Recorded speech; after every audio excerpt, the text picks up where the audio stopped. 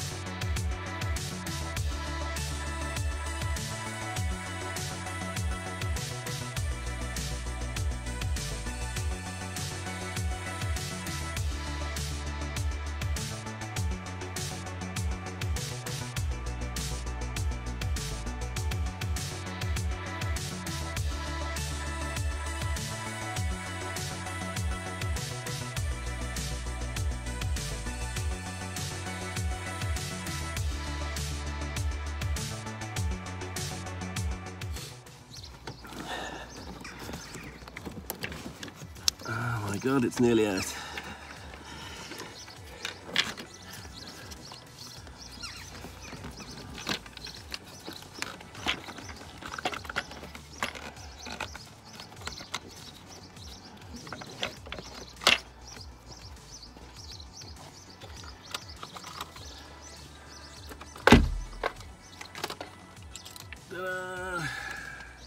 Well, I'm not going to lie to you, that was a bit of a pain in the arse, and I've disconnected so many things, I'm even a little worried I've connected all back correctly. Here's our intakes. So, this is what the intake ports on 160,000 miles of an N57 530D look like. Absolutely horrendous. Let's have a look at the manifold. So, manifold is off.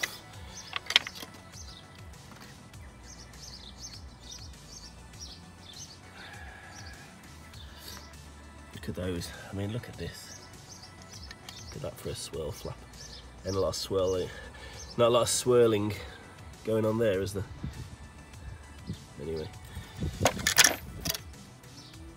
Okay, so I don't know if you can see with the light. There looks like our EGR port, and then swirl flap rods are all connected to this actuator here. Let's get it all pulled apart and cleaned up.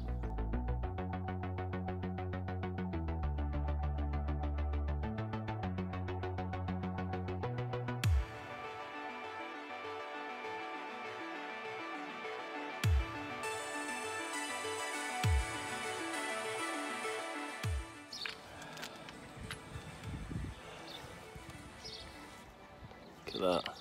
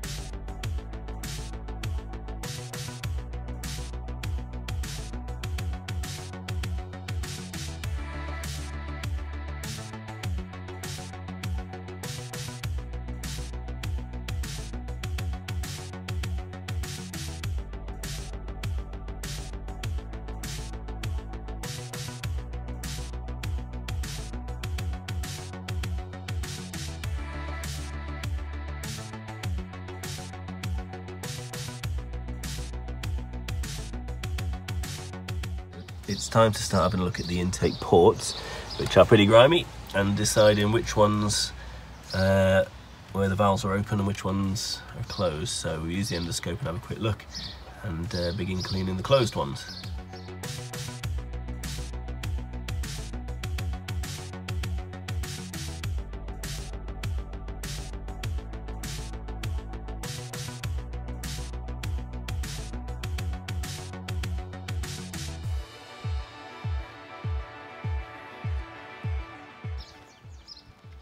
Okay, so the method that I've been honing on these first two intake ports so far sort of comprises 3 stages.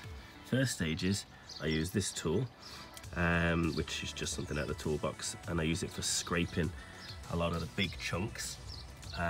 So it starts off looking like one of these, and then you scrape it as much as you can to get all the big chunks off.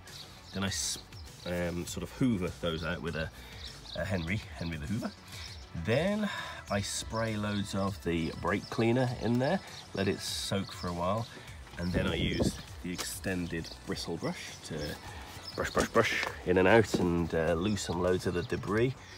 Then to get all that out, because what you've got then is a sort of sludgy, liquidy carbon mess, then I wrap the same tool from the beginning around a bit of an old bed sheet, and I just clean and clean and clean, and that's the final stage, is just spraying and cleaning, spraying and cleaning.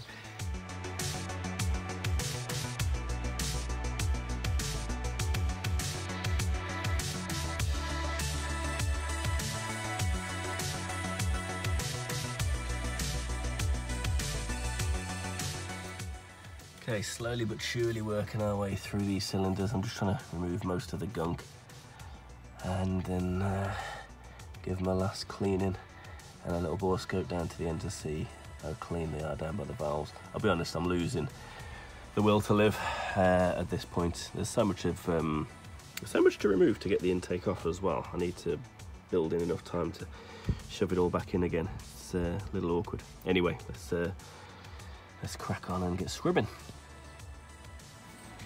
Okay, well, the sun's shining now. It's been a bit of a nightmare day, if I'm honest. Raining, sunny, raining, sunny. And we've got to a point now where I've got them about as clean as I think I'm likely to, because the day's coming to an end soon. Let's get the manifold back on and reassemble. Oh, I forgot to say. So I was considering taking the swirl flaps off, and I still would do it. I just haven't been able to do it. When you've got the intake manifold off here, the swirl flaps are all controlled by this rod that runs from here all the way through them, and I just can't pull it out. And I've had bigger jobs, to be honest, so I've tried for a while and I couldn't get it out. So what I've done is I've just cleaned all the flaps so that they swivel and twist a bit nicer than they used to. So I'll just probably give them another spray over with cleaner and then put the thing back in, I think. Yeah, that'll have to do, I think. There's still a fair bit of reassembly to do, and like I say, it's getting late in the day, so let's get it put back on and see whether the car even starts. So yesterday we had quite a busy day. This job of taking the manifold off and cleaning it, I'll be honest, it's quite a pain in the arse just to get the manifold off. Since I'd never done it before, it was a bit of adventure figuring out how to do it.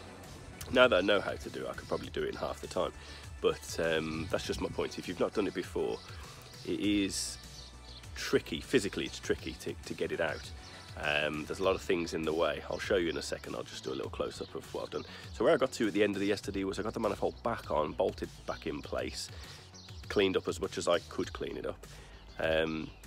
It could certainly have been cleaner, and if you were in a workshop and you had no interruptions and more time, I could have bathed it and cleaned it really properly, jet washed it out and all these things. I haven't managed to do that. I've just managed to give it a real good spray, clean, brush, scrub, and as much as the book out as I can. So it's back in place now. I've plugged many of the connectors in. That's something else. There's a lot of connectors and wires to pull and move out of the way. This was pushing me to my uncomfortable limits when I was disconnecting everything because of how many things you would have to unplug. So anyway, I feel alright about it now. The only part I am genuinely a little bit worried about is if I've dropped anything into one of the cylinders where the valve is sat open. We're only going to know when I start the car up really if it's completely knackered because I've dropped something in a cylinder.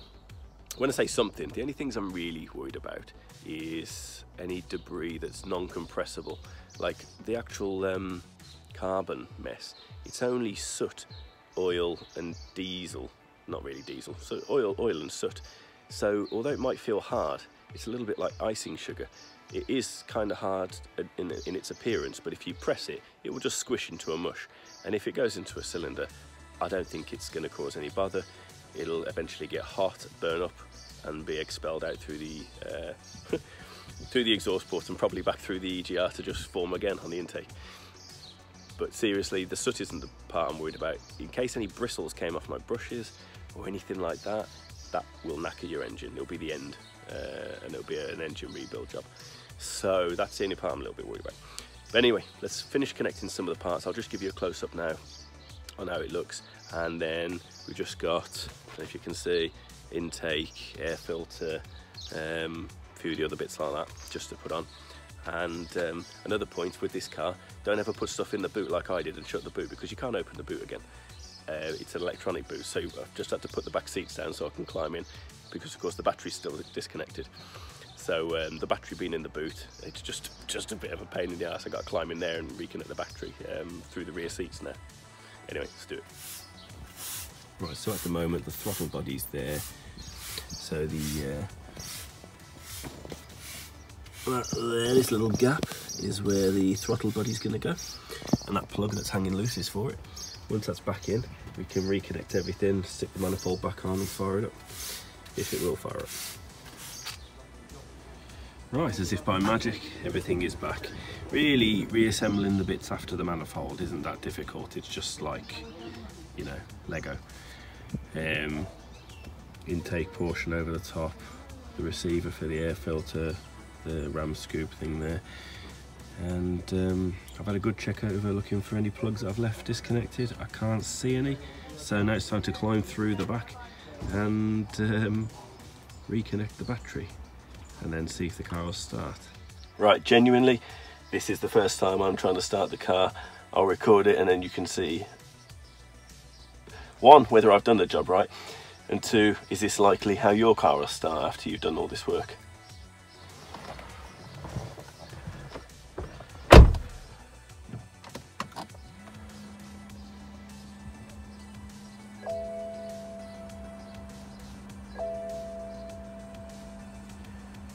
Those are just warnings about the time and date and stuff like that, because I've had the battery disconnected for ages.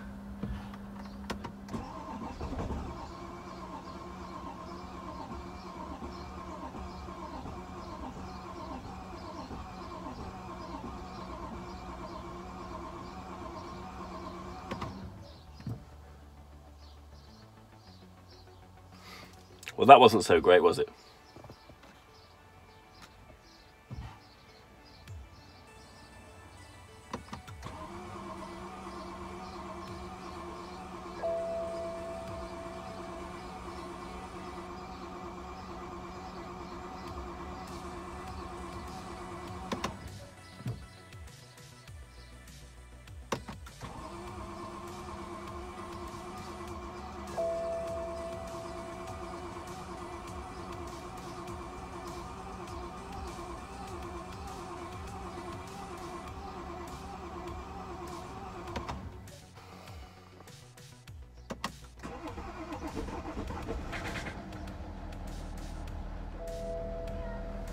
Finally, it did start. I tell you what, there was a lot of cranking going on there where nothing was happening.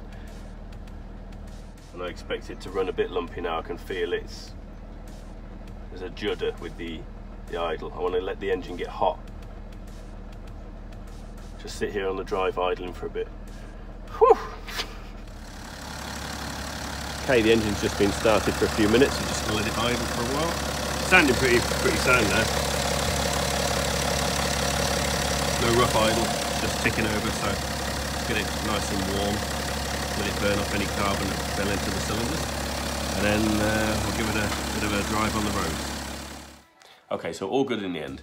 By the time we got the car started, after it eventually started, it's idled pretty well. So if you're going to do this yourself, expect some rough times whilst trying to get the car started, and then when you do get it started, it'll be lumpy as hell for a little bit, and then it'll smooth straight out.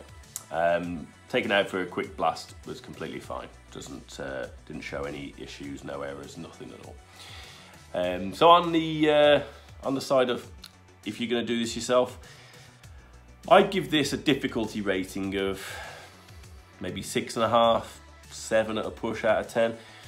It's not that it's really difficult, but it is quite fiddly and involved getting the manifold out. Once it's out, you've just got some very careful cleaning to do. Not so much on the manifold, but in the ports. So it's just a bit tricky and very time consuming unless you've got special gear to use crushed walnut shells to blast it, which who's got that, you know? Coupled with the weather not helping, it's just dragged on for a bit more than one day, really. So anyway, all's good. Have a go if you've got the same sort of problem. Bear in mind, my car's got 160,000 miles on the clock. If you've got 80, 90,000, you know, you're probably going to see similar conditions, maybe a bit less than that.